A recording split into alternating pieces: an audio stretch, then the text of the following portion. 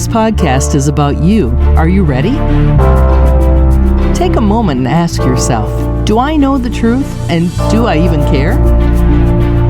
Well, if you care at all, we have something for you. Stick around. We're a podcast that does not ignore the truth about life, people, or God.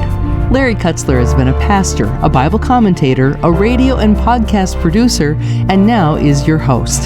This is a podcast you won't forget. Damon West, author of The Change Agent. Very, very impressed. Damon, welcome to the show, brother. Damon West. Give it up, Damon West. 13 years ago, today, was sentenced to essentially life in prison, and it's one of the most remarkable stories you are ever going to hear. I was playing football and I got injured, a career-ending injury in 1996 against Texas A&M. I got into hardcore drugs in 96, cocaine, ecstasy pills. I was training to be a stockbroker in Dallas when I was introduced to meth for the first time. When I broke into people's houses, my victims, I didn't just steal their property, man. I stole their sense of security. I believe that God sent angels down to me that were in the form of SWAT teams in Dallas. And they're armed. They look like they're just in the massive body armor and everything. There's guns in my face as they're screaming, "Don't move, don't move." They didn't arrest me that day. They rescued me that day, brother. 65 years in the Texas Department of Criminal Justice. This Dallas SWAT team, those were my saviors, man. They plucked me out of a world that I wasn't going to get out of. There was this one guy that was so different in Dallas County, this old black man named Mr. Jackson. He said, imagine prison as a pot of boiling water. He said, anything we put to this pot of boiling water is going to be changed by the heat and the pressure inside that pot. If I put a carrot in the pot of boiling water we call prison, he said, what happens to the carrot? And I'm like, Mr. Jackson, the carrot's going to turn soft. The egg is going to turn hard, man, like a hard-boiled egg. This man told me that day, he said, if I put a coffee bean in that same pot of boiling water we call prison, he said, now you have to change the name of the water to coffee. Because he said the coffee bean, Ed, he said the coffee bean had the power to change the entire atmosphere inside that pot because the power was inside that coffee bean. And he said, just like the power's inside you. Instead of letting the life sentence define you, she said, you change yourself inside this prison. You change this prison actually around you. She said, yeah, the coffee bean. And on November 16, 2015, I walked out of a Texas prison. This is exactly why I started this show, is what we just did right now. One of the most powerful messages that anybody could hear, not just a football team, anybody. I go around telling the coffee bean story, and it's caught on in college football programs all over the country, in corporations and schools. And it's become one of the great speakers on planet Earth, one of the great influencers on planet Earth. These things that you think disqualify you are actually the great qualifiers for you to help change other people's lives, including your own. Go out there and go be a coffee bean. This podcast is not about how palatable Christianity can be. It's about how dangerous its message is to our world. The scripture tells us that Jesus came to bring a sword and a fire, so he would distinguish his message. The gospel message of Jesus Christ is a dangerous message because it sets people free. That message is our goal for this podcast. Well, thanks for joining us today for the podcast. I have been doing some editing for my oldest son who lives in Sioux Falls, South Dakota. He has a podcast called Beyond Bricks, and he interviews all sorts of inspiring people. So recently I did some editing on a guest he had by the name of Damon West, and I was just so impressed at what he had to share. His story is incredible, and I think you're going to enjoy it. So thank you, Dr. Nathan Unruh, for helping me with this podcast by allowing me to edit your podcast and allowing me to re-air the podcast you did with Damon West. Welcome, everyone, to this conversation. I'm with a good friend and getting to know him better and better all the time, Mr. Damon West. And I want to just get you talking because I want them to hear your story. First of all, thank you for being here. Thank you for having me. Brother, every time I come into Sioux Falls, you are like the greatest ambassador I've ever met to this city. And this time you bring me in and the weather's good. Been snow on the ground every time I've been here, but this one, I meet you and there's sunshine now. So it's great. Here's how I got to know Damon West. I'm sitting at home and my son says to me, Dad, you got to listen to this guy. Sends me this podcast of you on my last podcast. by the time I'm done listening to the podcast, I got tears rolling down my face. I call my assistant and I say, we're hiring Damon West. And his book in front of me here, The Coffee Bean, is a book that you co-authored with John Gordon. Yeah. And it's a phenomenal read, a phenomenal concept. But tell us, how did we get here? So that's a loaded question, and I've got a lot to say about that, right? And first of all, man, the Ed podcast, Ed is great, man. And one of the things that makes Ed so great is Ed is such a great listener and communicating. We always talk about like communicating because, everybody needs a coach in life. We all need mentors. We all need coaches. And that's one of the main things I think that you get from Ed, because Ed is a great communicator because he's a great listener. And so, and you have also been a great listener too. Whenever I met you for the first time in person, you knew so much from our conversation, you knew so much about me because you listened. And dude, I appreciate that. I want to let you know, because that's one of the things I talk about when I'm talking to people is listening, man, how important it is to listen to what people are saying. Whenever I was in Dallas County Jail in 2009, I had just been sentenced to life in prison for engaging in organized criminal activity. And y'all, this is really happening. I'm not going to say I'm just kidding. I'm just joking. In 2009, I was in a trial. I was the ringleader of a bunch of other meth addicts breaking into people's houses. Back up about 5 years before that, I was a stockbroker in Dallas, and another stockbroker introduced me to methamphetamines one day. And I was instantly hooked to this drug called meth. It's the most evil, most destructive, most addictive drug I've ever seen.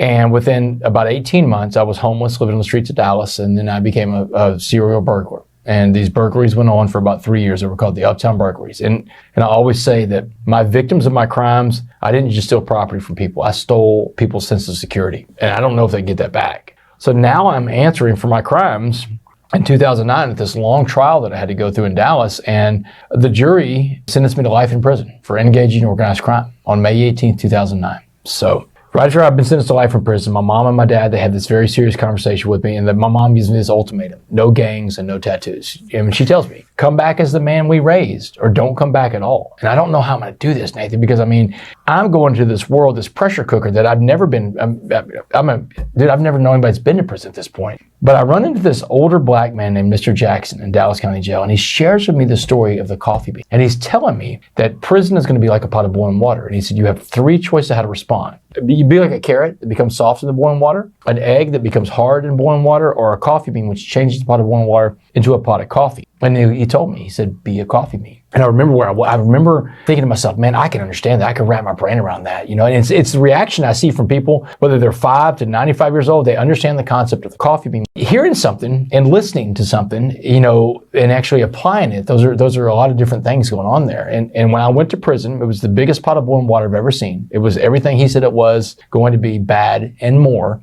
But I found out how to become a coffee bean inside that pot of boiling water called prison. And after 7 years and 3 months in that maximum security prison, the parole board came to see me, and they wanted to know, can you find more coffee beans in the world like you found more coffee beans in prison? Can you change the world out there and outside these walls like you changed the world inside these walls? And I'm like, give me a shot. So on November 16, 2015, I made parole. Now, I'm not a free man. You're not looking at a free man in front of you. I got a little more time on parole. I'm on parole till the year 2073 in the state of Texas. So I got a little more time, and it's a big sword of Damocles hanging over my head, man, because if I step out of line, I go back to prison for the rest of my life. But I'm telling you, I'm not worried about going back to prison because I'm a coffee bean. And as long as I'm a coffee bean, the only way I go to prison is when I go to prisons all over America and share the story with the men and women there to bring them hope on their journey. But the story of the coffee bean was given to me by a man in Dallas County Jail in the summer of 2009, exactly 10 years before John Gordon and I write this book, The Coffee Bean, in the summer of 2019. And Nate, I'm telling you, man, I've been blown away with what I've seen happen in the world with the coffee bean message since then. Yeah, so something you said, and I've heard you say when you told the story. Mr. Jackson gave you the advice that you are going to get in fights. Yeah. You're not going to win all those fights, but you're going to have to fight all those fights. Speak to that for a moment, because I can't imagine feeling that. This is the truth about fighting. The truth about fighting is this. You don't have to win all your fights, but you do have to fight all your fights. And that's what he's telling me. Don't worry about your wins and losses. No one cares about your wins and losses, but everybody's watching to see, is he going to get back up? Is he going to get back up and face the next adversity that comes to you? And that's what I tell people all the time. Don't worry about your wins and losses. No one cares about those, but everybody's watching to see, does he or she get back up when adversity hits? And that's what we have to do in life. We have to be able to just get back up. And sometimes it's hard for people, man. Sometimes it's hard for people that get knocked down over and over again. And I get it, man. Life is hard. Life is tough. But you have to be able to get back up and keep going. You can't worry about losing in life. everybody loses in life. It's okay to lose, but it's not okay to stay down. Yeah. So, okay, and I want you to drive that home for the people listening right now. When you were laying on the floor and you got arrested and you had a gun pointed at you, Sure.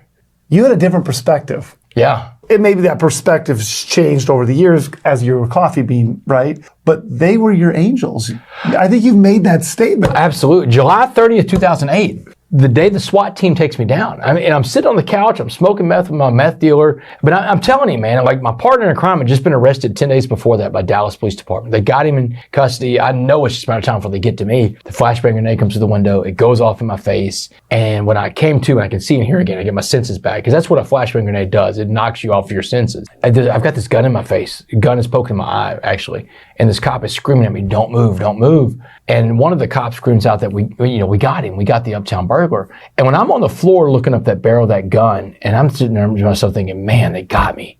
I'm in a different place and time in my life with how I understand what's going on in life. Because that guy that was on the floor that day only saw that as being like the end to my run, as being a drug addict, being into my run as being a criminal. And my mindset wasn't where it is today. Today, this version of me is looking up that barrel and going, man, on the other side of that gun is an angel. And my angel didn't have wings. They had assault rifles, they had shields, they had helmets, they came through the window, they busted on the door, they plucked me out of the world that I was in. God sent an angel of SWAT team officers to get me out of that situation I was in. I wasn't getting out any other way. I truly believe that if those SWAT team guys don't arrest me that day, if I don't get sentenced to life in prison even, that's another thing. I think that life sentence saved my life. If that doesn't happen, if I'm not dead at this point right now in life, I'm a version of myself that's not worth living, Mm-hmm. And it's important for us to understand that because the SWAT teams of life come for us all the time in different ways now. I mean, a SWAT team is a divorce. It's a bankruptcy. It's a lost job. It's a child getting hurt. Maybe a child dies, I've got a friend named Brad Hunstable in Texas, and I was with him yesterday. His son died by suicide back in 2020. He's just a little boy, and he takes his own life. That's a SWAT team, man. Mm-hmm. The SWAT team. But what he did with it is he made awareness around the issue of, adolescent suicide, and he's made this big platform that his son didn't take his own life in vain, and he made something out of that bad situation. And that's where really we find out, that's what the separators are in life, is that people that get knocked down by great tragedies, the SWAT team comes to get them. What do you do now? Because the SWAT teams of life are always coming for it. Always. Yeah, and I think that it's easy, though, to become a victim versus a victor. Absolutely. So we have to be a victor mindset. And our society tells us it's okay to be a victim. Yeah. It's so crazy. I mean, our society right now is so soft. Let me tell you about how soft some of our society is right now. I've never shared this on the podcast. I was talking with Andy Frisella about this. Andy, I go train at Army bases all over America, and they bring me in, and I'm out there at Fort Sill one time, and they've got all these, cadets and recruits that are off on the side, they're on crutches, and they bring me in to talk to all of them. They're in this little medical unit, and I'm like, man, that's a lot of young people in a medical unit. What's going on? They call it soft bones. The Pentagon talks about this. They call it soft bones. They call them soft bones because a lot of these kids come into basic training and they haven't done anything for the first 18 years of their life. Haven't left the house. They haven't climbed trees and fallen out of trees. They didn't do the stuff we did when we were kids, man, riding bikes, scuffing you up. Yeah. And I know you grew up the same way I did, man. When you go out in the morning, you're out all day till the lights come down. That's man. right. I mean, so it's like, but kids don't do that now. They stay in their house, they play video games, they're on their phones, they're on their devices, and they come to the Army and they've never had any kind of contact or anything like that, nothing rough. They trip, they fall, they break a femur. From falling. They're not combat training, they're falling and tripping and breaking femurs, man. So they have to put them on the side, give them calcium bones, get them back to health again. Man, that's scary. That is scary. Yes, that is scary. This is the Army, man. Confrontational tolerance. I love that term. I like that. I've never heard that. So confrontational tolerance is, I think, one of the greatest attributes of great leaders.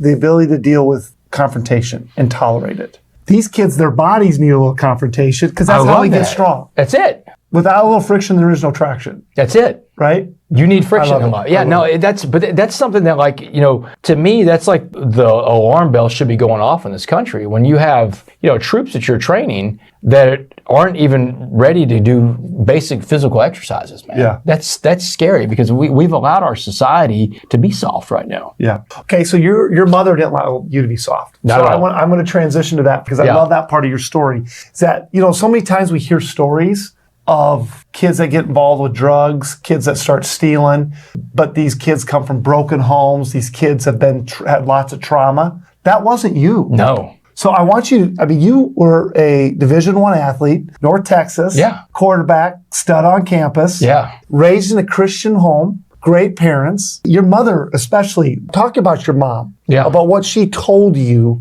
and and you already mentioned a little bit, but talk about that interaction. So, and before I do that, let me tell you that, like, whenever I was in prison, I was a sober observer to a world that I never even thought I'd be a part of, right? Prison. I mean, like, how much do you know about a prison, right? In your life, you haven't been inside one, and that was my life. I was never going to be inside of a prison, but now I'm there, and I'm a sober observer to what's going on. My bachelor's degree was in sociology, and I always equate prison to being like living in a giant sociological petri dish. I mean, it's like waking up in a lab every day. I'm in a lab experiment, and this is human labs going on because anything can happen inside of a prison. So I started paying attention. I identified 5 variables that really kind of determine whether or not someone is going to have a predisposition to have a negative interaction with the criminal justice system in America. This is in order: poverty, lack of education, lack of a family unit, race, and then there's substance abuse / mental health. Now, I'm an outlier for the first 4. Poverty. Now, I didn't grow up poor. I grew up middle class. Lack of an education. Had the best education there was. Man, I had a bachelor's degree and went to prison. Most guys, if they make it out of high school to get to prison, they're lucky. 7th grade is about the average education in prison. Lack of a family unit. Not me, brother. My parents next week are going to celebrate 55 years of being married. That's awesome. I didn't come from a broken home or a split home. Race? Nah. Couldn't identify with that one either, man. I'm a white middle class guy. I'm not, most of your prison population is going to be black, going to be African American. Next is going to be Hispanic, then it's going to be white. So I'm an outlier for those 4, but it's substance abuse. That was the rail that I touched, and substance abuse ended up being the one thing that did me in. But I came from a great family. My family unit, I tell people all the time, I won the lottery when I got my parents, because you don't get to pick your parents. Your parents are picked for you, and that's not a choice you get to make. But my parents were incredible. Great childhood, great background. My parents were always in my life. They were always trying to help me become the best version of me. They allowed me to fall out of trees and scuff my knees up and stuff like that. I mean, and sports was a big deal in my home because my dad was a sports writer. So I played a lot of sports, and I learned a lot of life lessons in sports. I think sports is great for that, Nate, because kids learn a lot of lessons in sport. My little stepdaughter, Clara, she's 11, and her sport is competition dance, and she's learning a lot from competition. When they lose, it's like, well, we want to get better. It's like, okay, what do you want to do? So you want to take some lessons? We can do that. You want to work harder? You want to spend more hours in here? Because she's learning in life that when you say yes to something over here, you got to say no to something over here. That's a big one in life, and you get that from sports. But my mom, whenever I was going through the drug stuff, and I'm in Dallas, my parents live in Port Arthur, which is 6 hours away. They know something's wrong. I lie to them a lot. When I talk on the phone, I lie to them. I don't go see them much anymore. They know something's wrong, but they can't put their finger on it. But when I get arrested, I call home from Dallas County Jail. And the first call I have home, my dad actually answered the phone first. And he was screaming and crying. I'd never seen my dad cry before, but man, he is broke. I broke my dad, and I could hear it in his voice. I've never heard him cry. My mom snatches the phone from my dad. She's like, baby, listen, I've never seen your father like this before, but we need to have a serious conversation. We got to talk. She said, you need to understand that we love you unconditionally. Unconditional love, Nate. She said, there's nothing you can do to make us not love you. That was the deal we made with God when he loaned you to us. She said, do you understand what I'm saying? I was like, yeah, I got it, Mom. She's like, that's good, baby, because we just gave you back to God. She said, there's nothing we can do for you. She said, yeah. Fantastic. I mean, she was just, and that was my mom. That's how my mom, she said, you are now a captive audience to God, and you better start listening to him. And she's reminded me of this prayer plaque that she had on the wall as a kid when I grew up. My mom has prayer plaques everywhere, but she's a very devout Christian woman. And this prayer plaque is footprints in the sand. And she's reminded me on that jail phone about footprints in the sand. Get on God's back, The only set of footprints in that jail are God's, not yours. Get on his back, But when I got sentenced to life in prison, 10 months after that phone call, I get a little visit with my mom and my dad. The county is going to give my parents one last visit with me before I go to prison. I mean, they feel sorry for my parents. I just got life. My dad, again, he cannot talk. He's in stunned disbelief that his son, who once had all this promise of life, just got a life sentence in prison. So my mom, that strong-willed Christian woman, that nurse, does all the talk. You seen the theme here? Yeah, my mom. yeah. So, and she's telling me, she's like, Damon, debts in life demand to be paid. And you just got hit with one hell of a bill from the state of Texas. She said, but you did everything they said you did, so you're going to have to go and pay that debt to society because you owe Texas that debt. She said, but you owe your father and I debt too. We gave you all the opportunities, love, and support to be anything you want to be in life, and that is how you just repaid us what we saw in that courtroom. Not going to work. raised you in Port Arthur, Texas, a giant melting pot of a city. We gave you a great moral compass, which you chose to not use. She said, so here's the debt you're going to pay us. She said, when you go to prison, you will not get in one of these white hate groups, one of these Aryan Brotherhood type of gangs, because you're scared because you're a minority in there. She said, you were never raised to be a racist. You're not going to be a racist now. She said, you will not get any tattoos while you're inside that prison. And I mean, if I didn't have this jacket on, I'd show your view. I'd show everybody, man. I got no tats. I was in a maximum security level 5 prison, Nate, for almost 10 years, man. Level 5 is the highest security level there is, man. No tattoos. And these guys want to tattoo every inch of your body in prison. These guys would hit me up constantly. Wes, let me put a tattoo on you, man. And I tell them the same thing, man. Dude, I can't do it. My mom said no, you know? How'd that go over? Yeah. My mom said no. They would laugh, but I mean, here's the thing. That's a good question, actually, that you just asked. Because guys respect another guy's mother in prison. The busiest visitation day in prison is Mother's Day. Wow. Everybody's got a mom, right? Moms are going to love you no matter what. Moms are going to love you no matter what. Father's Day is nothing like Mother's Day. Mother's Day is the busiest visitation day of the year. That's interesting. Yeah, and my parents lived 10 minutes away from where I did my time, so they would see me my parents came to see me over 150 times in prison. Over 100, man, no one got that many visits. Not a single other person in prison. Wardens, majors, people from the chapel, they're like, never seen anybody get this many visits, Damon. You are truly blessed. And I was. My mom and my dad never gave up on me. The only visitation day of the year that my mother would not come to see me is Mother's Day. And she always said, Damon, we're going to leave that visitation table open for someone else's mother to visit their son. It's my mom. You know, she's a thoughtful, loving Christian woman, but she's sitting there with her son in front of her, and she's telling me, no gangs, no tattoos. She said, you come back as the man we raised, or don't come back to us at all. What did that do to you? Took the wind out of me for the second time in 5 minutes. I just got sentenced to life in prison 5 minutes before that. You know, the shock hasn't even worn off from that. And now I've got my mom telling me, you know, you've got to go through this gauntlet of prison, which there's a lot of unknowns. Unknowns create fears. You know, a lot of people, we fear the unknown. We don't know what we're going to go into. And in some cases, fears, you know, turn out to be true, you know? Mm-hmm. Or Jackson told me there's a difference between danger and fear. And he said this, he said, fear isn't real. Fear is a feeling, it's emotion you get in the situation you're in. Fears aren't real. He said, but danger is real. And you have to respect danger. And anytime you're around danger, respect it. But fear, you have to be able to say, is this fear, is it danger? And so, but that time, I have a lot of fear about the world I'm about to go into. I just got sentenced to life in prison. My mom's telling me that I can't look like the guys that I'm seeing around me in county jail that have been to prison. Every person I'm seeing, Nate, I mean, they all have the tatted up thing going on. Mm-hmm. Most of the guys are in gangs, you know, because I've talked to these guys the 10 months I've been in county jail. But I don't have a lot in common with them. But now I just became a lifer. How am I going to be the opposite of what I see around me? Everything I see around me looks one way, and she's telling me I can't go that path. I got to go another way. And I'm freaked out by it. And I'm going to tell you something that happened. And I've talked about this on some podcasts, not many. May 18, 2009, the day I'm sentenced to life in prison, I have that conversation with my mom and my dad. The guards come to get me. They take me back to my pod in Dallas County Jail. So I walk in. So all these guys in county jail, they've been watching my trial on TV for days, man. It's a very high profile case, so it's on the news every day. And they saw that I was sentenced to life in prison. And man, when I walked into the pod, there's 63 other guys in there. No one will come near me. They're staring at me. They're looking at a dead man walking, a guy with a life sentence. And I think they're afraid they're going to catch a life sentence. They get too close to me. No one wants to come near the guy that just got life. I'm ostracized immediately.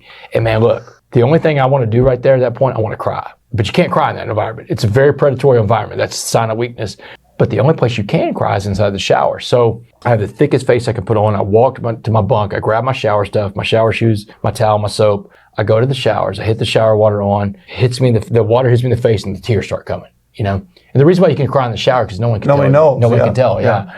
Water hits me. Tears come flooding, and man, I'm just boohooing like a baby in there. And I'm talking to Christ. I'm like, hey, I can't do this. I don't know what to do. I'm lost. I'm stuck. Will you take me back? And man, that's how it is with Christ, man. There was no like admonishment, like you didn't listen to me. I told you to do this. You didn't get on my back. Let's go, Damon. May 18, 2009 was the day that I lost my old life and started my new one in Christ. And it was just a wild transformation in one day. There was a peace that came over from that shower, but that like I'm back in, in good graces. Because I think sometimes in life we feel like that the things we do disqualify us from being closer to God. Like, it happens a lot. I hear people tell me about it. I even do it too, till I remind myself that, Christ died for your sins, man. It's okay. You're going to screw up. You're going to make mistakes, but you got to own it. Owning your mistakes is a big thing. This is like a big thing. And now it was like, that's what Christ is telling me. Now it's time to start owning this stuff and transforming you back around. And, lo and behold, Mr. Jackson is there waiting for me inside Dallas County Jail, waiting to give me the story of the coffee bean after that shower conversion that I have in there. There's Mr. Jackson waiting out there. I think that Christ will use, and I know there's people on the roads of life, no matter what choices you make in life, good and bad, there's going to always be a guide, a messenger, or maybe it's a mentor or a coach. Because we all need mentors in life, don't we? We all need coaches. I mean, I know I do. If Tom Brady does, if Michael Jordan does, you need a coach too. Yeah, that's right, yeah. But some of these people come to us and they don't look like us. They don't come from the same background as us. So maybe we don't listen to them because we think, man, well, how could they know, how could they have anything that could help me? You don't come from the same background as me, same education, socioeconomic status. You're different than me. No. You got to be receptive to all the messengers to get all the messages of life. Mr. Jackson was a black Muslim man in Dallas County Jail. Couldn't be further from me if he tried, man. I'm a white, middle-class Catholic guy from a little bitty town called Port Arthur. But this guy from the streets of Dallas shared with me one of the most important transformational messages I've ever received. And there were other messengers along the road in there. I got, my cellmate, my first cellmate when I got to prison, a guy named Carlos, man. He's sharing with me about changing the way I think. He's telling me, you got to stop looking at prison as a punishment and start looking at prison as an opportunity. And man, I didn't understand what he was. I didn't understand. I couldn't wrap my brain around that, Nate. I was like, what do you mean prison's an opportunity, man? This is like the worst thing in the world. He said, this is your, dude, you got 24 hours a day, 7 days a week to become the best version of you. And the night he was telling me that, man, the guard got done counting our cell. It's already past lights out. So he peeks his head down from the top bunk and he whispers at me. He's like, psst, hey, said, West, what are you going to do tomorrow with your opportunity, man? What are you prepared to do tomorrow with that opportunity you got? So I woke up the next day in prison and I started looking at prison as an opportunity instead of prison as punishment. I started taking action in my life. These are the things we have to understand in life, that no one can take action for us. We have to take our own action. No one can do it for us. We have to be prepared to put in our own work in life. No one can put your work for you. No one can put in my work for me. And if I don't do the work, it's not going to get done, So I had to start doing the work. I had to start putting in the work. And it doesn't matter where you are in life. You can be anywhere. You can be in an ivory tower somewhere, or you can be in a dungeon like I was. Put in the work. Put your nose down to the ground. Start putting in the work. Days became weeks, weeks became months, months became years. But I finally started figuring out how to be a coffee bean inside that prison. Mm-hmm. And when I tell you, man, those guys, those SWAT teams saved my life. They were angels, man. The SWAT teams of life come for us in different ways, though, Nate. So I want you just to, as I hear you talking right there and talking about just the SWAT teams, they're all shapes or sizes. As I hear you, Mr. Jackson, and you crying in that shower, that is the Holy Spirit. Isn't it amazing how Absolutely. The Lord works in just different ways? Where's Mr. Jackson today? Man, this is the most frequent question I get. I mean, I've been out of prison for 7.5 years of this recording, right? The most frequent question I get is like, what about Mr. Jackson? What happened to him? And I couldn't ever find him because his name's not really Mr. Jackson. I gave him that name for the sake of the story. The only name I knew this guy by in Dallas County Jail is Muhammad. Because when guys go to prison and they convert to Islam, they get rid of their real name. Think about Cassius Clay. Cassius Clay went to prison in the 1960s. He walked out of prison as Muhammad Ali. That's how you got Muhammad Ali. This guy's name was Muhammad. So when I meet him in 2009, he tells me his name's Muhammad. I'm not in the frame of mind to start asking people what their real names are. I mean, I'm like, man, I'm scared to death. So I never got his real name. Never knew it. I get out of prison in 2015. I go back to Dallas. I start paying my fines. I got a lot of fines to pay off. And I ask them, I said, I'm trying to find my friend Muhammad. And they're like, Mr. West, we need a real name or a birthday. We can't find your friend. So I go back to Port Arthur, which is about 6 hours from Dallas. And I start sharing my story and sharing the story of the coffee bean. And you got to understand though, Nathan, I'm in the South, brother. I mean, I'm not just going to go around saying, hey, I just got out of prison and Muhammad told me this and Muhammad told me that. I just don't think it's going to fly where I live. So I just gave him the name Mr. Jackson because everybody ended up loving Mr. Jackson. And more importantly, they love Mr. Jackson's message of the coffee bean. People, they're listening to the message, right? I got a letter from an inmate in the Texas Department of Criminal Justice this past summer. In my book, The Change Agent, has my P.O. box in there for inmates to write me. An inmate writes me in the Texas Department of Criminal Justice, and it has one sentence in there. It says, find James Lynn Baker, and you find Mr. Jackson. My first clue. So I go to Dallas, get a private investigator involved. I get with my lawyer. He gets a private investigator involved, and we go find James Lynn Baker. First thing we find is James Lynn Baker's criminal record. Matched everything he said in Dallas County Jail. Had him in and out of prison his entire life, which is what he told me. He told me he was in there on a parole violation, which it had him in there in 2009, a parole violation. So he's in jail the same time I am in 2009. This is my guy. I'm excited, man. I get to see Mr. Jackson again. But I never got to see him again, Nathan, because he died on May 9th, 2017. He died of an opiate overdose. He was a drug addict just like me, but he never got help. He never got into a program of recovery. So now that I knew who he was, this is integrity. Integrity is a pillar of life. If you want to have a successful life, you want to be a success story, you have to have integrity. You got to act with integrity. And that's who you are when God is watching. That's your character, right? So I told my lawyer, I said, now that we know who he is, I need to go find his family to honor him somehow. And my lawyer was like, dude, what do you mean go find his family? This could go a lot of different directions, and most of them are not good. The coffee bean story is yours. He's passed away. Keep you doing good stuff. I'm like, I can't do that. I don't think that's what God wants me to do now that I know who he is. I got to honor him. So it got kind of wild. The private investigator finds his family. His sister, he has 2 little sisters in the 1970s that are Dallas Cowboy cheerleaders. One of them is the first Dallas Cowboy cheerleader ever. Yeah, Von Seal Baker, the first woman to wear the uniform. But his mother was unbelievable. Bertha Baker, his mother, in 1948, she becomes the first licensed black daycare owner in Dallas. The first daycare license to a black resident goes to his mom, who starts a daycare out of the home he grows up in, the first black daycare. In fact, the home he grew up in is a city landmark in the city of Dallas. It's a protected building. And I'm like, man, this guy came from royalty, So the private investigator sets up a phone call with the 3 live-in sisters, Visha, Von Seal, and Vanessa Baker. And I call these ladies up. I remember where I was in Hartsfield Airport, Atlanta, on a layover one night. I call them up, and I told them the story about what happened when I met their brother in Dallas County Jail in 2009 and the message he gave me.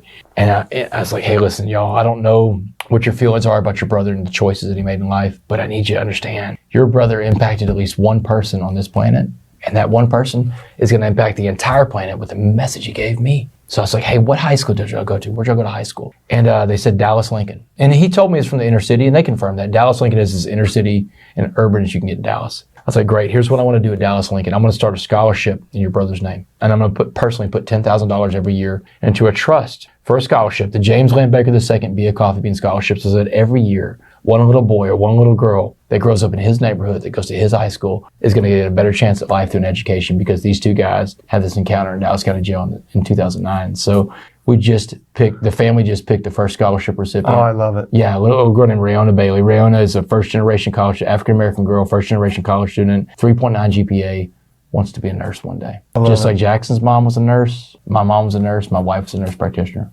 I love it. Yeah, man. So it's a full circle. So you look at that story, though, and what did that do to them, at that family? I can't imagine just how... That's such a great question, man. It's just so new. I got to tell you what it did to them, because it was something that I learned. It's something that Christ hit me with. I got the coffee bean message from a guy. And this is a good lesson for people to understand, too. We're talking about, tangible things you can take from this conversation today. This is a warning. Mr. Jackson, James Land Baker II, he was sitting on this message that's in this book. I don't know how long of his life, but most of his life was spent inside of prisons and in addiction. He had the message, but he couldn't do anything with it. We can have the right message, but if we can't apply what that is in our life, if we don't know how to apply that, if we don't have a mentor or a coach to help us apply that, it doesn't matter. You can be sitting he was sitting on one of the best messages I've ever heard in life, but he couldn't apply it in his own life. There's a big warning. Now, when I found the family, one of the first things they told me is this is great to hear, because our brother didn't amount to much in life. In fact, one of the sisters said he was a screw up, and every time he would get out of prison, he would go live with one of them till he burned that bridge and went back to prison. And it's just a cycle. That's what addiction is. Addiction does that to people. I tell people all the time that most addicts aren't bad people. They're sick people that do bad things. That's what addiction is, man. And I was a sick person that did very bad things. I created victims everywhere in my addiction. And that's what he did. He was an addict, and he did bad things in his addiction. There was a news reporter in Dallas that wanted to do a story, Kevin Reese. He wanted to do a story because he's followed my story from when I was the Uptown Burglar to now. And he loves the transformation, all the changes that have been made in my life. He follows me and does stories. And he's like, man, now that you found this guy, let's do a story. Let's get the family involved. So I hit up the sisters. I said, hey, listen, this guy wants to do a story on it. They're like, absolutely not. They wouldn't even have a conversation with me. 5 different times I tried to talk to him about doing the story. Finally, I'm like, why not? They're like, you tell us this is going to be a positive story, but there's nothing positive to say about our brother, because he didn't have a positive life in the end. He had a lot of positive stuff going for him in the beginning, but he ended up going to prison and being in drugs. And I'm like, listen, just trust me. This is going to be a positive story, and we're going to change the legacy of your brother. And man, you can go on YouTube, WFAA and Damon West. Put that in a YouTube search, and you'll see the story about Damon finds the coffee bean inmate that told him the story. Watch the pride in these sisters when they talk about their brother.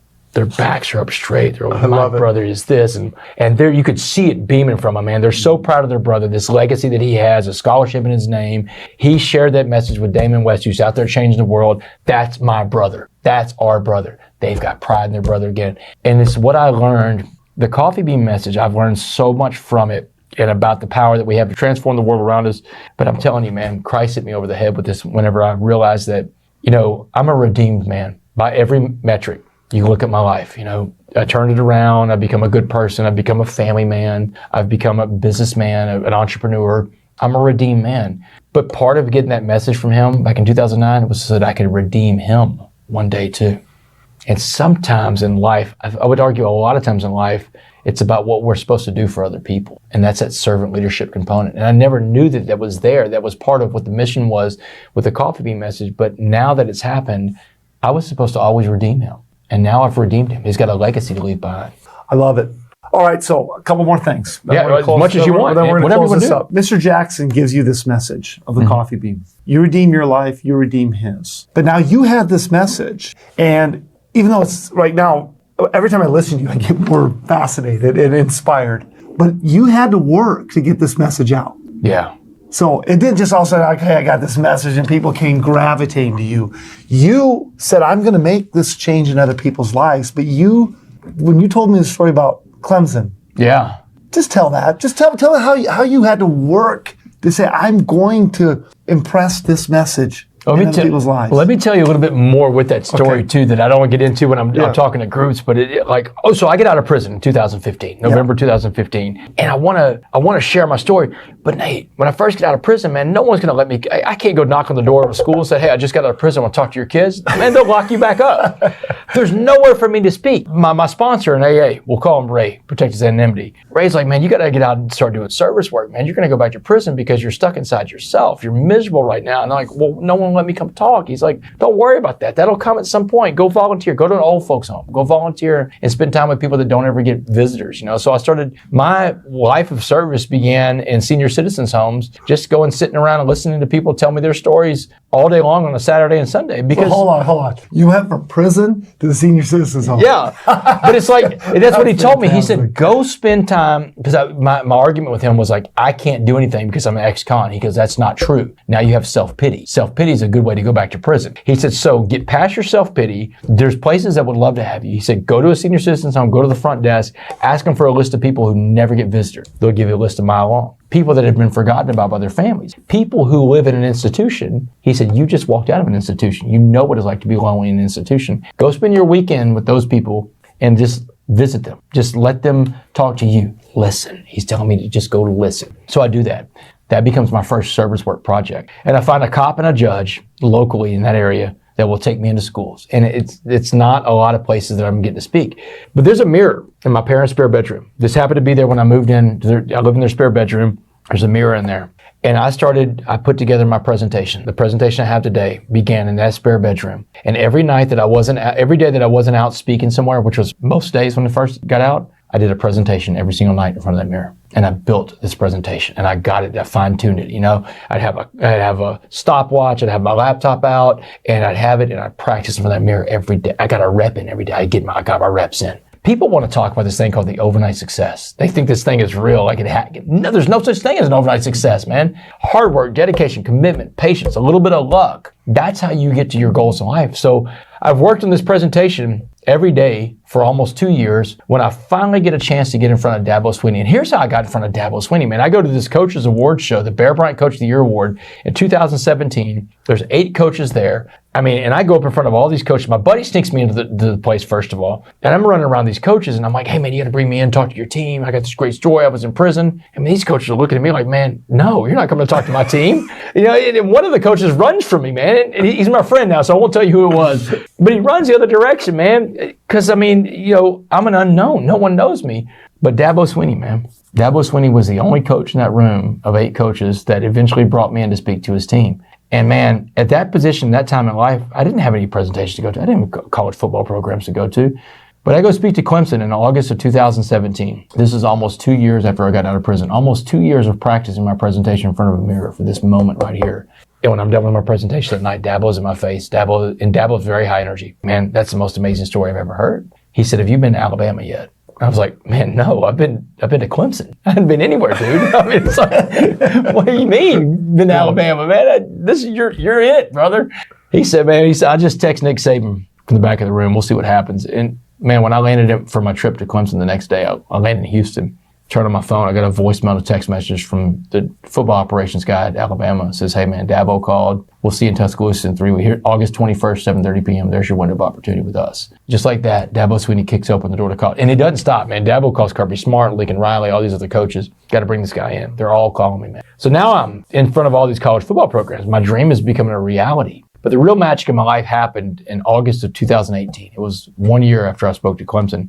I'm at my desk at work at this law firm, which I don't work at the law firm. I'm an entrepreneur now. I've got several businesses now, but back then I was working at this law firm in 2018, and I get a phone call, and on the other end of my phone is a guy named John Gordon. John Gordon, man, one of the biggest motivational speakers and authors in America is on my phone, and I'm like, dude, John, I know who you are. How do you know who I am? And he said, Dabo Swinney. He said, man, I just got done speaking to Clemson's football team. Dabo's a real close friend of mine. Dabo brings me in the office and he tells me your story for 30 minutes, Damon. He told me all about your story. He did your presentation for 30 minutes and he told me the story of the coffee bean. And he said, John said this in 2018 before the pandemic. John said, Damon, the world needs the coffee bean message. Let's deliver this message to the world. Let's write a book. We'll call it The Coffee Bean. He said, I'll split everything with you 50-50. And Nathan, oh my God, my response to John was like, man, you're John Gordon. You go write the coffee bean. You don't need me. Thankfully, John is one of the most amazing human beings I've ever met. He's my best friend and mentor in life to this day still. John said, Damon, God has already shown me what the cover of the book looks like and your name's on it. Let's listen to God. Let's write this book together. He said, I'll split everything with you 50-50. So the book comes out in July of 2019, becomes an instant bestseller here in America. Then it gets a global publishing deal attached to it because it did so well in America. Now it's in almost every language in the world. It's in Chinese, Spanish, Arabic, French, Italian. All these different languages and cultures have the coffee bean on their bookshelves. And whenever John, his old publishing contract, for every book he wrote, he got a $100,000 advance for writing the book. Remember, John said, I'll split everything with you 50-50. Now, Nathan, whenever I got in trouble, when I was going to trial, my parents, they loved me. Remember this unconditional love. They did everything they could for me. They even cashed in a lot of their retirement to get me representation, lawyers. I got 2 lawyers that bought me. $50,000 is what they spent on me. And I always told them, I'll pay you back. I'll pay you back. And in 2017, I'm living with them still, and I'm like, I'll pay you back. And I'm giving them like $200 a month, what I can afford. When this book came out in 2019, I got a check in the mail for half of that $100,000 advance that John got. And he honored everything he said. It was $50,000. I called my mom and dad. My dad answers like, hey, Dad, you gonna be home? I got to bring something by your house. Yeah, we'll be home. Come see us, Damon. They live 10 minutes away. I drove over there, knocked on the door. My dad's like, well, I thought you had something. I whip out that check for $50,000 and sign it over to him. The debts in life need to be paid. I love it. Yeah, man. And so, I can't imagine seeing your boss face. Oh my God, my dad face. was bawling. He was like, he's like, I never thought we'd ever see this money. And that was okay because we love you. And I'm like, it wasn't about the money. Yeah. I mean, the money was just, I can't imagine how they feel, how proud they got their son back that they raised, that what your mom told you. And he paid his debts. And he's paid his debts. Paid his debts. Remember my mom told me debts in life demand to be paid after I got sentenced to life in prison. And now, because of John Gordon, Dabo Swinney, because I stuck around that room that night in Houston, Texas on January 12, 2017 at the Bear Bryant Coach of the Year Award. Man, I'd been told no 7 times in 1 hour. That's a no every 8 minutes, man. There's one more coach to talk to, and Dabo is the guy, and he beat Alabama 2 nights before for the national championship. Everybody wants his time. And so I had to wait it out, man, and I finally got my chance to shoot my shot to Dabo. I asked the question. The only question you know the answer to in life is the one you don't ask. That's a no. Every time you don't ask the question, it's going to be a no every single time. Or as Wayne Gretzky said, you miss 100% of the shots you don't take. Yep. Man, take your shots in life. Ask your questions, man. Go for it, Yeah. I love it. I love it. Okay, so we're going to close on this. What are you up to now? Where do I start? So I started sharing the story of the coffee bean. Started going out speaking, and it's become one of the bigger speakers in America. I mean, I speak all over the world now, but one of the bigger keynote speakers in America. And I'm in this lane where things are happening. I mean, they're coming at me. And especially after Ed's podcast, you found me. A lot of other people found me because you attached the coffee bean message to this big influencers platform. So I'm on the road probably 80% of my life out there speaking, sharing the coffee bean message with the groups, teams, organizations, sports teams, companies, corporations, whatever. But, one of the things I did when I got out of prison, I went back to school. I got a master's in criminal justice, and I became a professor at the University of Houston, teaching a class called Prisons in America. I became the only professor on earth to teach a prisons class who lived in prison. So part of what I do part-time is I teach. I didn't have a class this past semester because the speaking schedule's gotten so heavy. But One of my biggest passions in life is getting back into prisons. Because, in a prison, every man or woman in there that listens to my presentation, they're going to all be listening in a different way, a different intensity, because they want what I've got. And I'm the guy I'm like the great hope for them. I'm the smuggler of hope. I smuggle hope into prison. I don't smuggle cell phones or dope. I smuggle hope, because hope's the thing you have to have in life. Hope. Shawshank Redemption. The reason why Shawshank Redemption is about Red, Morgan Freeman's character, is because Red had lost hope. Red was a dead man, and Andy Dufresne restored hope in that man's life. Everybody needs hope. Yep. So I do a lot of stuff inside the prison system. I got a curriculum I've developed inside the prison that helps men and women think better, because you got to change the way they think. Thinking's everything, man. It goes back to all these things about thinking, but I want to change the way they think, and I try to teach them the lessons, the principles I live by. Being a coffee bean, smile, use positive body language everywhere you go, work out on yourself every day, spiritually, mentally, physically. The secret to life is servant leadership. Servant leadership is helping other people reach their goals in life. Become a servant. Servants are the people you want to be. Control the controllables. What you think, what you say, what you feel, what you do. These are the things you have control over. And lastly, don't worry about your past. Your past it doesn't define you. Your past, your lesson. You learn from it. You can teach other people with it. I remind people all the time, in prison, out of prison, the things you think disqualify you in your life might actually be the things that qualify you to help someone else. Your failures that you have in life, these things that you think hold you back, that might be the thing that qualifies you to help someone else who could go down that road that you could help out. These are mentors and coaches, people that teach us these lessons in life. Being an author has been great. I got married, I just celebrated my 4-year anniversary with my wife. We got married May 18th. 2019, we got married. Now remember, May 18th, 2009, the day that I get sentenced to life in prison. I lose that life. The day I go back to Christ, May 18th. 10 years to the day from that day, I got married. I become a husband. I become a stepfather. The 2 greatest hats I get to wear in life. Or as my wife says sometimes, you went from one life sentence to another. That's great. So, man, I got a great life, man. I'm an entrepreneur. I've got several businesses now. I've taken some of the profits from speaking and spun them off into different businesses. My wife has a demolition construction company that's female-owned. I got a construction company, built houses with my father-in-law. I've got an oil and gas company in South Texas called Coffee Bean Energy, where I'm an oil and gas operator. I put gas on the market, man. But, love it. And I have a foundation, the Be a Coffee Bean Foundation, where we do work. Our main thing is we try to connect children of incarcerated parents. Any child in America that's got an incarcerated parent, we try to get them scholarships for extracurricular activities, things to keep them busy and keep them away from that generational incarceration that happens so much. There's so much that I saw from these guys in prison. Their kids, they would always say, man, I'm worried about my kid going on the same road I'm down. So I'm trying to find those kids out there in the country and provide them with the means to play sport, football, karate, whatever, a dance. My little stepdaughter's into dance. Dance is expensive, man. So we want to help those kids get to those goals. I love it. Yeah. Well, every time I hear you, every time I'm around you, you inspire me more. I'm so on fire for your vision that I do think the world needs this message. And you have backed it up with your actions too, by the way. You've done a lot to help me, and I'm truly grateful for you, brother. Yeah, well, I believe in it. I think this message is something that everybody needs to hear. So if you're listening right now, I encourage you, first of all, just go read the book. Go read The Coffee Bean. Buy this for your teammates. Buy this for your friends. Buy this for if you're on a team, for all the players. This is such a powerful message that every person that reads it, and they call me or they'll text me and go, thank you so much for that. Seriously? That blows me away, man. I'm going to show you a text later of a guy. It blows me away. It's phenomenal what this message is all about. So I encourage you to read it. I encourage you to go out and look at Damon's website. I encourage you to bring him into your organization. You're getting to do another event with me here in September. And guess where it's going to be? In Dallas. I know the area well. So we can't wait for that. So yeah. I highly encourage you, get in touch with Damon. Listen to Damon's.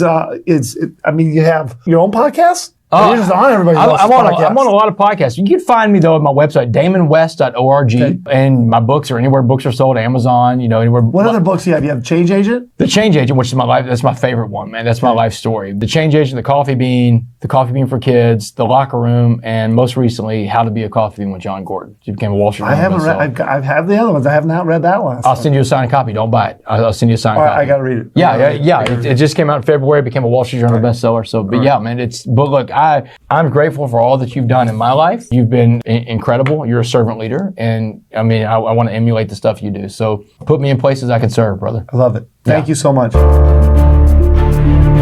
This isn't the end. It's only the beginning of your journey to trust God for the truth you never want to lose. We can help. Log on to citysitesurbanmedia.com today. Remember, there's only one truth and only one God, and you should know them both.